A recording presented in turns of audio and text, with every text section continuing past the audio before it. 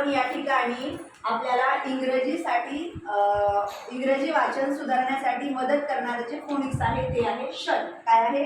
षड. तर या ठिकाणी तुम्हाला अर्ध्या शब्दाचा उच्चार जो आहे तो षड होणार आहे. मग तुम्हाला फक्त अर्धा शब्द चांगल्या पद्धतीने वाचता आला पाहिजे. आता या ठिकाणी बघा, यने काय होतं उच्चार? ने. त्याच्यामध्ये षण ऍड करा. काय झालं? नेशन. ठीक आहे. त्यानंतर VACA व्हॅकेशन. व्हॅकेशन. त्यानंतर आहे प्रमोशन. प्रमोशन. ठीक आहे. त्यानंतर STA स्टेशन. स्टेशन. सर्वांनीच म्हणायचंय, प्रॅक्टिस होते म्हणजे नंतर तुम्हाला हे शब्द चांगले वाचता येतील.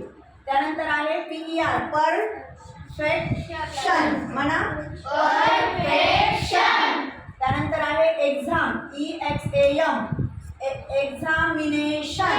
म्हणा एक्झामिनेशन. त्यानंतर आहे IN FOR for may information. म्हणा इन्फॉर्मेशन. त्यानंतर आहे इन्व्हिटेशन. इन्व्हिटेशन. त्यानंतर आहे हळू. हळू वाचा. अफेक्शन. अफेक्शन. त्यानंतर इमोशन. कंडिशन.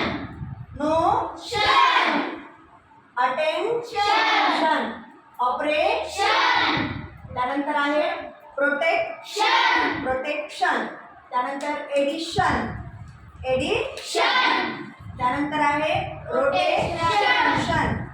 त्यानंतर पुढचं आहे ॲम्बिशन. क्वेश्चन. वाचा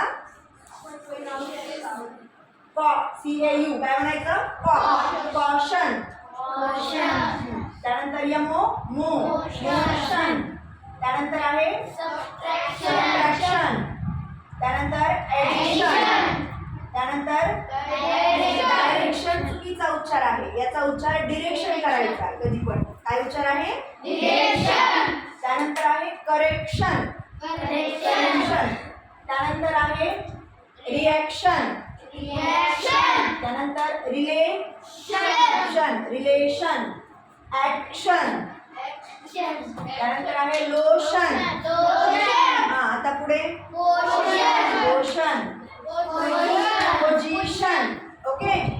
त्यानंतर आहे ऍप्लिकेशन. आता तुम्ही ट्राय करायचं. हा एज्युकेशन. कॅप्शन. त्यानंतर पुढचं आहे त्यानंतर सेक्शन. SEC section.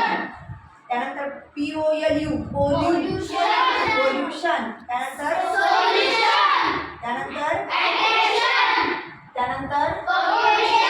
पॉप्युलेशन. त्यानंतर पार्टिशन. त्यानंतर रिव्होल्यूशन. ठीक आहे. तर अशा पद्धतीने सर्वांनी शब्द लिहून घ्यायचे आणि घरी याचा वाचनाचा सराव करायचा. तर तुम्हाला अशा पद्धतीने मोठे मोठे शब्द वाचता येतील. समजलं?